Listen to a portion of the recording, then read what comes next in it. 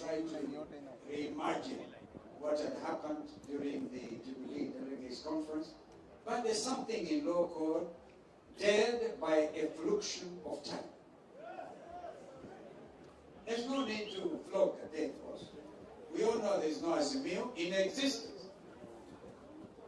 But because you have some people holding those parliamentary positions in the Senate and in the National Assembly, we don't need to issue that thing.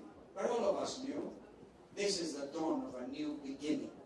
I urge my colleagues to stick together, yani like bees.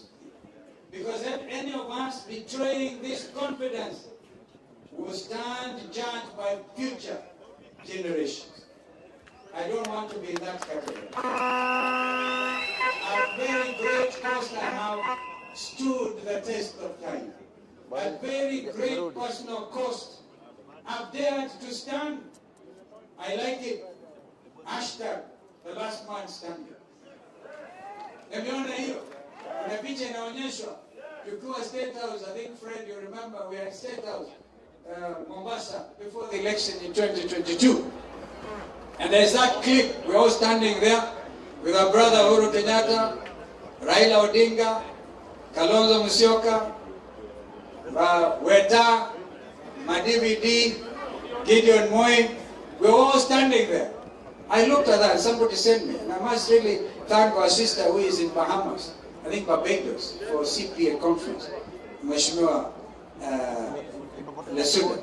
She sent me that picture and said, she drew a picture around and said, the last man standing.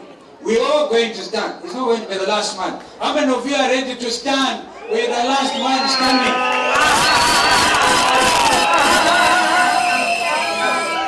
May God bless the wife of Patriotic Front. Thank you so much for putting the confidence in me. You know, we always work as a team. We consult. Even when we decided, and I remember it was Dr. Makali Molu who came up with the adage, Kuva driver, Kuva makanga, when there was a motion of impeachment. We said, if you must impeach Rigathi Gachagua, impeach William Ruto kwanza. I think they have since realized the folly of those actions. Actions have consequences. And those consequences are bringing the new dawn. We thank William Ruto for impeaching Rigathi Gachagua, so that together we are going to liberate even William Ruto himself from this type of problem.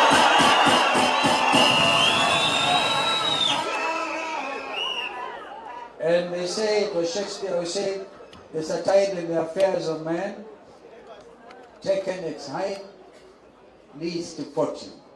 Abundant, the rest of life is lived in mystery. It's a paraphrasing.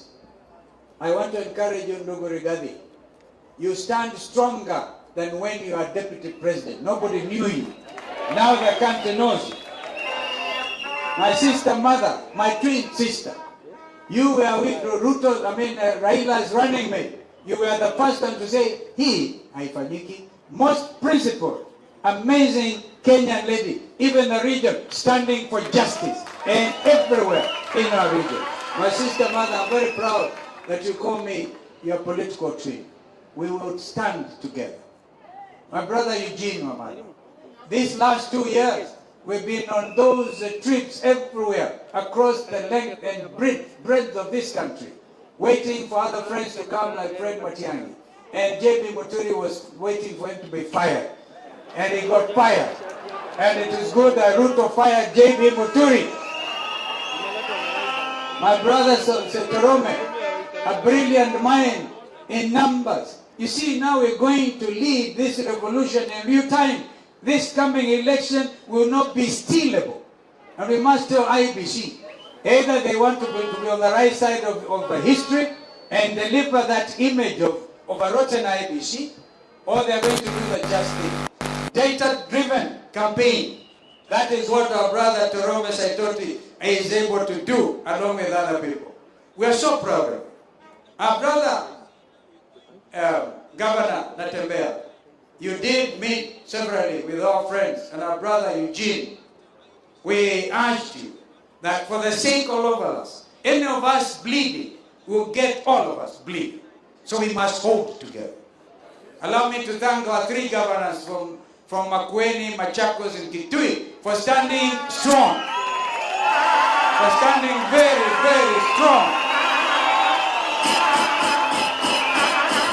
Yani, they know what the Constitution says. What the Constitution says. They know. There are 2 levels of government. They're independent, they know. So I told them, when William Ruto comes calling, you are the governor, but he must recognize you. You are the home governor. You are the ruler of your county. Don't go out there. William Ruto does not believe in devolution. Even if he is trying everything to kill devolution, we will make sure that the 3 of you will multiply and multiply. God willing, when we take the count in 2027, we shall be more than 30 governors in this, so that we can save our country. I want to thank our members of parliament. If you can please stand. I'm very proud of those team. That team, they refused kupatiwa pesa na briefcases. They stood.